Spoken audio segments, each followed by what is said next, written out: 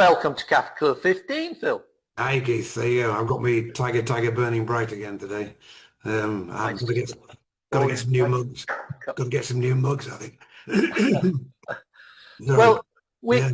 we're moving from stretching language that we discussed last time to stretching content for language lessons. And I think it's probably a good idea that we say a few words explaining what we mean by that for our viewers and listeners. I mean, my take on it, Phil, is moving beyond these packaged units of themes that you find in language textbooks and to more joined up competencies, to more joined up curriculum skills that are recycled through content in the language lessons. And that's exactly how we work at Anglia School. We identify what I call overarching curriculum skills. Hmm. It relates a little bit to Dalton Puffer's cognitive discourse functions, but not quite as generalized as those 7 skills. I mean, one example I can give is graphing. We graph so much in Anglia School with lots of different products. It might be that we use a poster sheet where the children actually create units of something that they've counted, you know. All sorts of other ways of graphing. That's one overarching curriculum skill I find that we recycle again and again and again. So it's not so much repetition as recycling. I like that. I like that idea of recycling and in both senses. And recycling content in different contexts and getting kids to that's a great way of also getting kids to remember stuff, isn't it? The way that they start interrelating things and at a young age, particularly. No, so that's a nice idea of stretching. My take's slightly different. It's not against or contradicts yours in any sense, but maybe from my experience, the way to get language teachers to think a bit more about doing the sort of things you're talking about, if they're able to do that within the limitations perhaps of institutions, is about what I call resolution or resolving things.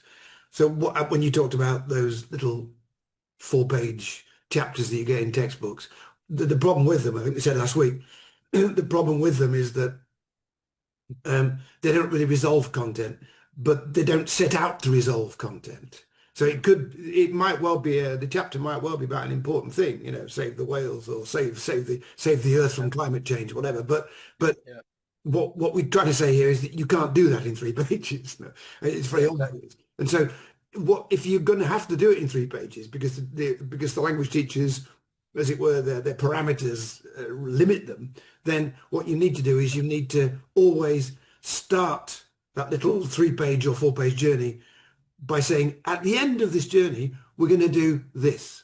And it might Yeah, not be that ambitious, or it might be very ambitious, whatever. It depends again on the circumstances the language teacher finds herself in. But you must resolve the content in some way. And so the kids start out by realizing, okay, that's why we're doing this. We're resolving the content. And that resolving the content is both conceptual and procedural. And as we said before, and that's gonna require the kids to do something. yeah, Probably in groups, it might be individual, it doesn't matter. They're going to have to do something. And if it's to write an essay, it's to write an essay. Or if it's to do this presentation to the other kids, it's to do this presentation. But yeah, in some way, they resolve the content. And so there's a reason for using the language, and yeah, there's a kind of reason for doing the content. A language textbook says yeah, chapter 3, our families and friends. Well, okay, it's fine. But why are we doing it? They never ask that question. We'll get onto that later. We've got half an hour. Particularly the why thing is also important, but it's obvious that what you're doing, Keith, the why is both explicit and implicit. Now, I'm sure the kids are always understanding why they're doing stuff in your school. And yeah. I think you also do resolve, but I thought I'd just throw that in. Well, to say something about situations, before we started, you said that's a significant factor in your experience of creating a joined up language curriculum to sit alongside a subject curriculum. Say something about situations, Phil. Well, I think that they can help language teachers to as we said, stretch content, stretch and deepen content. Oh, that's our Yeah. new slogan, isn't it? Um, Again, within whatever confines they find themselves in. Obviously, I think that one thing that you've got in your school is that you can pretty much do what you want. I mean, within us, obviously, all institutions are limited to some extent by Mm. the context they find themselves in, but you can pretty much you can stretch the content. Some Yeah. of the Yeah. teachers might not be able to, working in academies where kids come in late at night and they've just got an Yeah. hour. I think we have to acknowledge that. But within that, if you think about situations, it helps. And what you what you get in a situational curriculum, which the Spanish is now. The Spanish thing is talks about situaciones de aprendizaje, learning situations. Mm. And they've kind of nicked it from the Basques, but I won't go on about that. But anyway, that's good. That's good. We'll be doing it before. But um, the the situation says um, it's four questions. It's a what, it's a how, it's a what for, and it's a who for. So what? What are we doing? Well, we're going to look at X. We're going to look at the health habits of the other class. Yeah. How? Well, we're going to do it by filling in forms, Google Forms, and then we're going to look at the data that those kids put on. What for? Well, because your health's important, and it's important that you tell them about that, and it's important that we also find things out about health for 13-year-olds and what you maybe should be doing and maybe should not be doing, okay? Who for? Well, who for? The information is for our friends. We're going to report back to them on the significance of the data that they have produced on those Google Forms and vice versa. Okay, so you've got what, how, what for, and who for. So as soon as you've Okay. got those four, that parameter, we can put this up later. As long as you've got those parameters clearly there, then the language teacher can kind of think, okay, we could do so and so, but I'm going to use those four things. But there's another four, unfortunately. There's always eight. No? Um, what you get in that is if you're going to talk about the health habits of the other class, then what you've got is an actor. So the actor, the agent, is the student who will present that the data and will give advice about that data. That's what they have to do. Okay. They're going to Okay. give advice to the other kids on the basis of what they find out about these things. They've got to go into that content. In order Yeah. to give that advice to those kids, they've got to know if this is bad or good. So they've got to go and they've got to research that. They've got to deal with Yeah. content. Yeah. Yeah.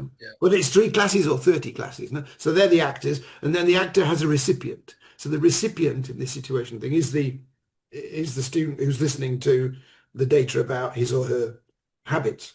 Yeah. Yeah. It's real. Then you've got the objective. Well, we know what the objective is. The objective is to advise the other students about the data, about their health habits. Yeah. Yeah. Yeah.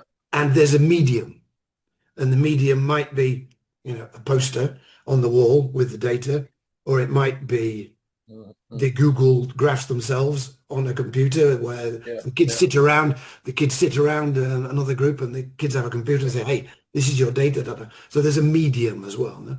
Okay. So you've got those 8 things: what, Okay. why, who for, what for, who for, and then you've got actor, recipient, objective, and medium. Now, We can summarize that we can quite summarize nicely. those. We can stick those on there. But I don't want language teachers to think, well, what do I do with all this content? I know what I was about to say to you, Keith, is that it's brilliant. You see, subject teachers are much more limited, in a school. They have to get from A to Z in any academic year. Yeah. The curriculum says you've got to do these things. They might have freedom depending on where they are. They might have freedom of how to do it, but they've got to fulfill that curriculum content demands. No, they have to do that. Whereas a language teacher actually doesn't. A language teacher's got way more freedom, whether it's in a school or in an academy. They've got way more freedom.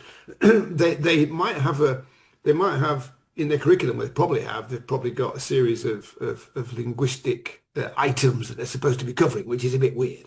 But that's often Yeah. but they can still do that in any way they want. So what my argument is that there's this smorgasbord of content out there. Mm. It's a smorgasbord of content, and why would you not want to use it? Yeah, yeah, Well, yeah, all language teachers will agree with that, but then they'll say, "Well, okay, Phil, how do we use it?" And yeah, I yeah. think that that situational framework is one way of thinking about it. Yeah, I think it does remind me a lot of the Science Across the World program I've mentioned many times. And their slogan, I don't know if I've ever said, was think global, act local. And they Mm. set up situations for learners, whether Yeah, they're subject learners or language learners, to investigate themes. And it had, chemistry in our lives, domestic waste, biodiversity around us. yeah, But what they were actually doing was an anthropological activity. It was getting the learners observing self and others, mm, collecting information about behaviors of self, and yeah. share, and then preparing that information to share with others and then receive from others similar information. And that basically sets up the whole of the project within the theme. And I think, that's a very useful thing for language teachers to consider, isn't it? Because like you say, you could apply that to whatever content you're very interested in. I mean, in my school, I do a lot of science because I'm really motivated by it. My manager's an artist. She does lots of artwork. Together, we combine our skills to do something we called yummy stories. I don't think I've ever mentioned that yet, but the yummy stories approach was we would have a story like the Gruffalo's Child or Stickman, and when we had the cafe, the children would interact with the story and then bring their interaction to the cafe where we would make stuff based on their story reading and their interaction. One interaction I can remember is producing a letter to write to Gruffalo Child's mum about cookies that they like, and they came to the cafe. We made very healthy Oreo biscuits based on their reading of that story. And during that visit, there'd be all the gamut of science skills that you need to produce something in a kitchen. We would be measuring stuff. We would be looking at amounts and quantities, dry, wet stuff, mixing it properly, measuring it out into the cooking pots. And that's what I'm saying about how we recycle science skills in Anglia School. It's cooking, but it's science at the same time. Well, that comes back to the question, doesn't it, of where does the language come from? And you've just described it perfectly. The language there comes from the the conceptual the items that you're dealing with cooking and the but also the procedures, no? Yeah, How you're doing it. But there's another thing. And when you put it into a situational context, it's also who you're talking to, you know? So the audience also conditions the kind of language that you, I mean, language teachers know this. They know that if you write a letter to the town hall, then you're going to have to do it formally. And if you're giving information in another medium, you might do it informally. And yeah, yeah, both those types of language in the end are required by a learner. But when you put it into a situational context, it becomes much more evident to the kid, to the mm, kids. Now, who is the audience for this information that we're going to find out about and present? Who's the audience for it? And often it's the kids themselves, the other class. It's often their peers. But what's interesting again in a situational context is that the actor becomes a kind of expert. So, yeah, in that particular project I was talking about, different groups are concentrating on different parts of the data.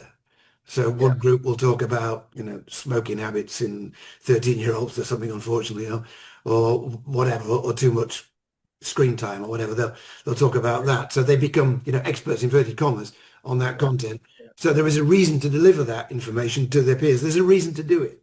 There's yeah, also, yeah, what for is the other one. No? The objective is to advise them, but what for? Well, because yeah, it's yeah, so, again, if the language teacher just takes on some of those 8 elements, let's say, of a yeah, situation, yeah, then it kind of stretching the content makes a bit more sense. And particularly, again, as I said, if they know in what way it's going to get resolved at the end. It just makes it a Yeah, bit more serious, doesn't it? I think so. I Yeah. mean, the other thing I wanted to share in this discussion is something I created with a group of colleagues in a training in Georgia, where we brainstormed together what are overarching curriculum skills that because they were all from very different subject backgrounds plus language teaching backgrounds, and they were developing what they've called an integrated curriculum approach. And some of the overarching curriculum skills that we identified, one is graphing that I mentioned, surveying, observing, data handling, analyzing. This links very closely to the Dalton Puffer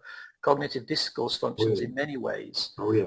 Describing processes, describing changes, sorting, planning, and within those kind of generic overarching curriculum skills, there are many sub-skills. Within analysing, we've got evaluating, interpreting, reflecting, improving. And then what we began to do, Phil, was have a look at what language would be demanded within those sub-skills. And in graphing and data collecting, you've always going to have adjectives, comparatives, superlatives, interpreting phrases, means, suggests. So it's possible to create a language curriculum, but if you start with these overarching curriculum skills, and I think that's my take on this stretching the content, because you start from the thinking to get to your language rather than the other way around. Yes, exactly. One criticism of CLIL in the past, I think, was that it wasn't controlled enough linguistically, But you just described very, very eloquently there why that's the case. Yeah, I was just reflecting this morning on that famous book by Krashen and Terrell, The Natural Approach. And they were talking about, well, that's when Krashen got onto his thing about comprehensible input. But I was just thinking, there is nothing more unnatural than that, because comprehensible input is unnatural. It's because that's not what life's about. That's why kids and adult learners get so disappointed when they've just been doing their A1, A2 classes, and then they go on holiday to London and find out that oh God, the input actually isn't comprehensible. And so, language teaching just doesn't deal with that in a sense. I think that CLIL does, because CLIL chucks much more language at people and then says, okay, there's a lot of language here. What are we going to do about it? How can we build kids strategies to do this? The natural approach. CLIL's the natural approach, Keith, because, well, again, let's just say this again, because we said it a few weeks ago, but I think that the main problem is that language for me is subservient to content. Language is subservient to content, right? And if you start out from that point of view as a language teacher, it just changes your life, because language teaching is about the fact that content is almost subservient to language.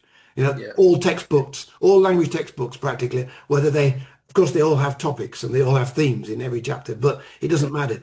Those themes are being used to illustrate language. And that's, for me, how is that a natural approach? I think you're absolutely it's completely right. unnatural. It's not that way. So if there is a way, and we're suggesting here, if there is a way that language teachers can change that and can make almost all the time, and then get their kids to realize that actually it's the other way around. Language has to serve content. What the communicative approach? Well, what was that about? What was that? Communication? Well, of course we want to communicate, but what are we communicating about? Well, content, basically. It's I'm sorry, just to rant on about that again, but it's absolutely on the nail, I think, and in a way, offering ideas for colleagues. I think another project to mention, just to give listeners and viewers a place to go and have a look, is a project I worked on with the movie Trashed, wonderfully narrated by Jeremy Irons. And it's great. Blenheim Films, who made that movie, got in touch to ask about, can you turn this into learning resources? They were thinking of a book. I said, no, you've got a film. Make a website, chop up the film into manageable chunks that are thematic, and the trashedworld.com website is based on that project. And there are 4 or 5 overarching themes: trash the world and me, plastic the world and me, recycling the world and me, waste incineration and me, and we've added extra branches to it now, including young learners materials and extra materials based on courses that are focused on the UN SDGs, because of course that's another area for language teachers to dip into. Yep. That they can then stretch their lessons using some of that very worthwhile background information and apply it to self and other as well. Get their learners to examine how it affects their lives locally and make connections with other classes, whether it's in your own school or through eTwinning internationally, so that they can look at other within their community with another school. And I think that that sort of thing can be very worthwhile for language teachers to explore. Like you said, if they have that flexibility within their institutions. And largely, I think the curriculums are flexible enough for language teachers. Yeah, I think language teachers have also cottoned on to that. I like that global local thing that you talked about. Now, I think the teachers have cottoned on to that, and they have, they are using the internet, I think, for some of those things. But you have to, but the content has to be significant. Actually, you've just given me a great. You just opened the door for an anecdote here. If you don't mind, Keith, I hope this anecdote will help this theme. But it might seem a bit critical, but hey, it's not. But it's a few years back now, and we were writing the materials. You were just talking about that, those materials. It reminded me of it. And one of the units was called the Gene Journey, and it was about, well, it wasn't the unit; it was part of the unit. It was looking at the conditions of workers in developing world. This was the English curriculum, okay, and it was called the Gene Journey, and you probably know what that's about. I think you've probably seen that, where you take a pair of jeans and you go through the whole manufacturing process, and the air miles the jeans in the end sell for 85 quid in a London shop, but what has been required to get them into that shop has been gallons and gallons and gallons of water, God knows what, terrible conditions in these sweatshops, as they were called then, or still are, I suppose. The whole it was about this. Anyway, it was good stuff, whatever. But I had to, whilst we were developing the materials, we had to go and watch the teachers teaching. We observed them. Teachers don't like being observed. I don't like being observed after all these years, Keith. But it's a necessary process to go through, I think. And also, from good and bad teaching, you learn things. No, or good and defective teaching, and no one is a perfect teacher. Anyway, we went to observe and it just happened to be the genes lesson. And I went along with a colleague who'd been part of the writing. And the teacher was very good. Her language level was excellent. I thought, her control was great. She did pretty much everything that was asked of her in the teacher's guide. It was great. But there was just one point in the class that changed everything for me, really. Yeah. And she said, they'd been reading this text. And then she said, so she said, who's been paying attention? How many children, there were some statistics, I think it's Pakistan or Bangladesh, some statistics annually of how many underage kids had actually died or had been affected by working in these sweatshops, it was like 4,506 or something, So the teacher said, quite naturally, she said, how many children died in 2003 in Pakistan, underage children? And all these kids put their hands up, and one kid said, 4,506. And the teacher said, yes, very good, and then continued. Okay. Yeah. In other words, what the kid had done was he placed the penultimate and before the last figure in a big English number, which Spanish kids always get wrong. They say 4,305. They won't yeah, say and. You know? yeah, 5,600,000 and oh, no, no. She didn't say that, but she said good. yeah. Anyway, we fed back to the teacher. We liked the lesson, da, da, da. But what I was feeding back to the teacher, I was looking at my colleague and she was kind of sort of smiling like this, you know, like she wasn't happy about something. Okay. And we went out, we were going back in the car, and I said, "Ah, it's a pretty good lesson, wasn't it?" And she goes, she went completely mad. She completely exploded. She says, "What the hell was she doing with that question?" So I said, "Well, it's all right." She said, "Yes, but there was no, there was nothing else after it. She just accepted the correct answer, 4,000 as a linguistic thing, but she didn't say, and what do you think about that? That Mm, mm. 4,000 underage kids died last year in these sweatshops. What do you think about that?" She never, and of course she was right. And she sort of went mad. I was a bit more forgiving because I could kind of see where the teacher was coming from. And apart from that, it was a good class. But Yeah, it made me realize that, you know, where was she coming from? She was coming from that correct thing about expressing language, but not looking at the whole tsunami of content that's yeah, behind yeah, that. So the yeah, lesson was not based on the fact that on the implications, if you like, of these kids dying. The lesson was in sense based on just getting it correct when you answered the teacher. And that's very sad because all that content was being sort of the possibility, sorry, at that moment to kind of yeah, talk yeah, about it. yeah, If she'd set up the class, if she'd set up the class to get that answer and then say, right, yeah, let's look at that statistic, let's look at that, let's compare it to, you know what you yeah, could do with yeah, it. yeah, And I don't want you to be critical of the teacher because she was actually very good apart from that. But yeah, yeah. it was I a mean, like you fundamental. said, observation is a bit of a beast in itself, isn't it? That can throw up all Yeah, sorts of I'm sure, you know, issues. you could criticize.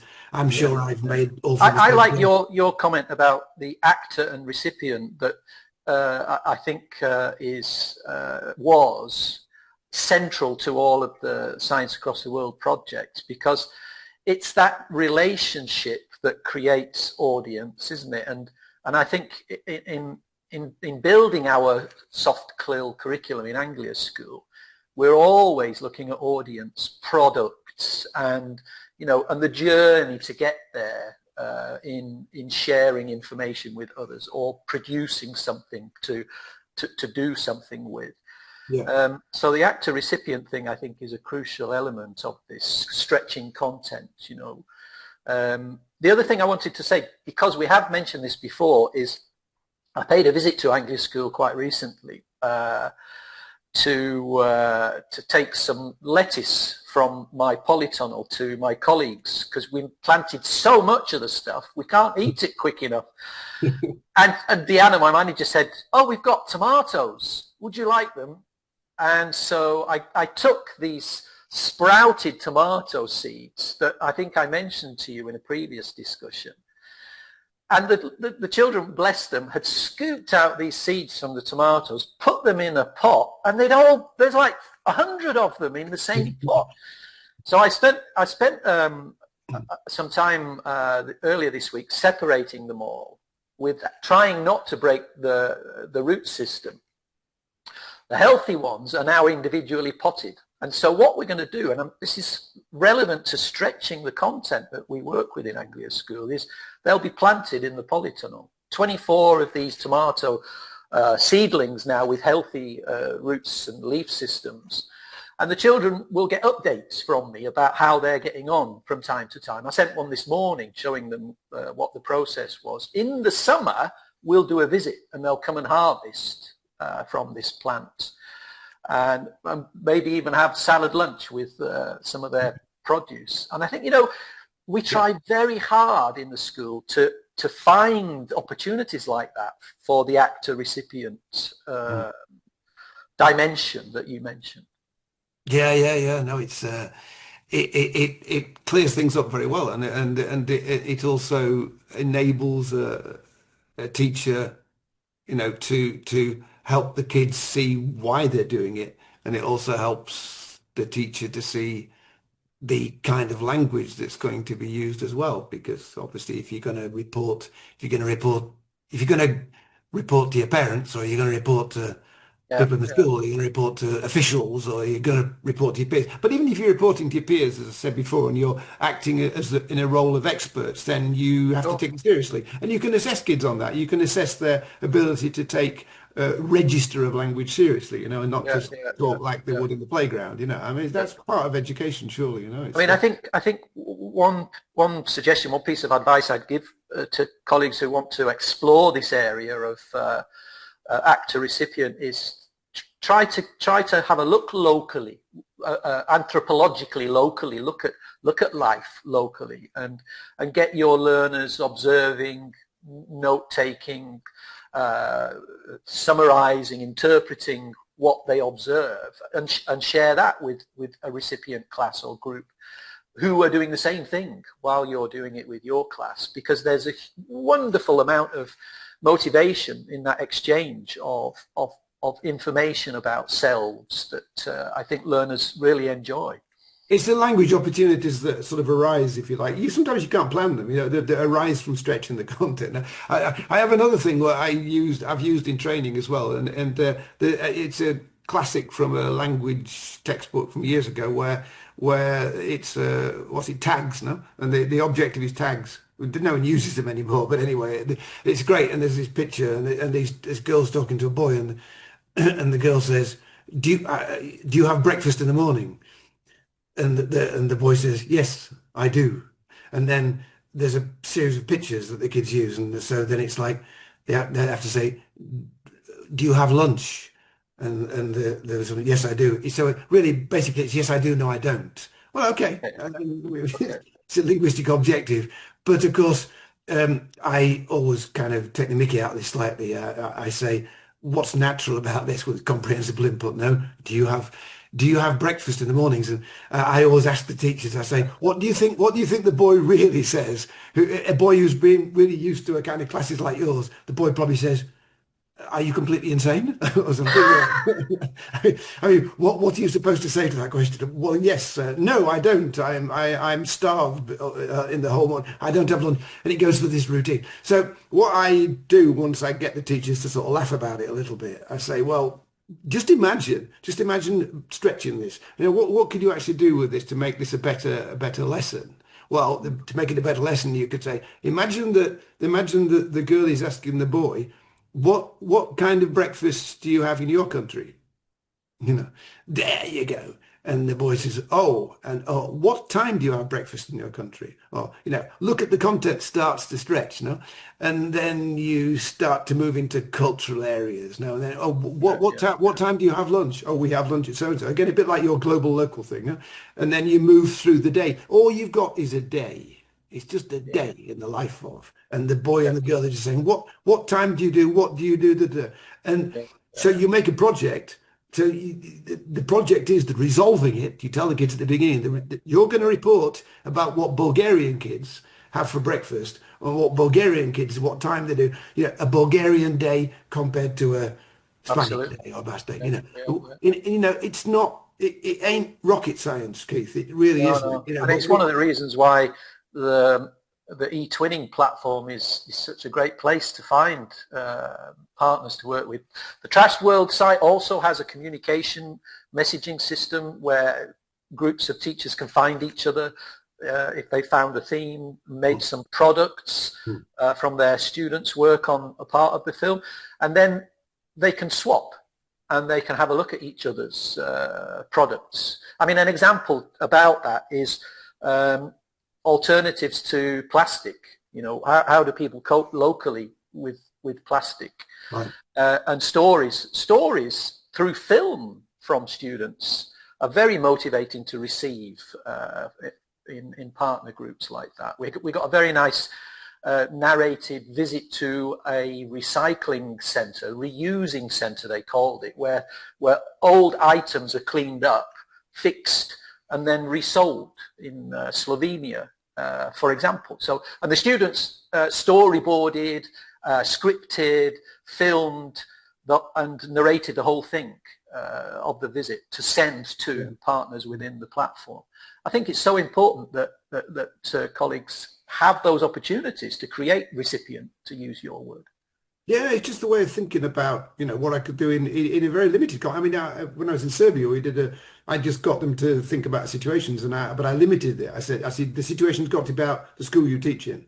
And of course, they all came up with, the teachers were brilliant. They all came up with this different stuff, but they'd not been asked to consider it before. But it's great stuff, one of the projects, they produced this in about 5 hours. One of the projects was about waste in the school canteen. Where does Yeah, the waste go? What does it yeah, consist of? And again, once you start doing that, look at the language that's going to come from that, yeah, And yeah, then the presentation, I think they had to present it to the school authorities or something. And the teachers came out with this very quickly. Once you ask language teachers to do it and to sit down and yeah, think about yeah, it, yeah, they're perfectly intelligent human beings. yeah. So But opportunity is important, it's isn't it? They opportunity. need time and opportunity to do that. It's the smorgasbord, Keith, isn't it? But whether the institutional limitations may cause a problem, I still say that you've got that content smorgasbord, and language teachers have got more flexibility than content teachers have. Yeah, yeah, When yeah, we're talking about content teachers last week, we were just saying, look for the language, look for the language. But the teachers don't have to look for the language. They know no, what it is. They know what no, it is. They've just got to think of a different way of